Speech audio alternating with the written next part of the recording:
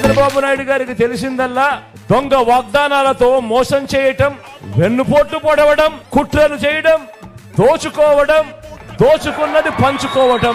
ఇలాంటి వారిని ఎవరైనా నమ్మటం అంటే చెరువులో చేపలకు కొంగల్ని కాపలా పెట్టడమే, దొంగ చేతికి తాళాలు ఇవ్వటమే, పులి నోట్లో తలకాయ పెట్టడమే.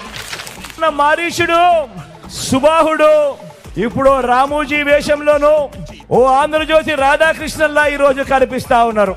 చరిత్రలో ఓడిపోయే కాలం వచ్చినప్పుడు విలన్లందరికీ కూడా అటువైపున హీరోలందరూ బచ్చాలుగానే కనిపిస్తా ఉంటారు.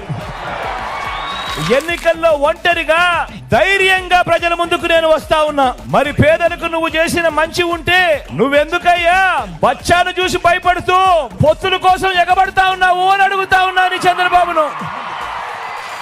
మన ఈ సిద్ధం సభలను చూసి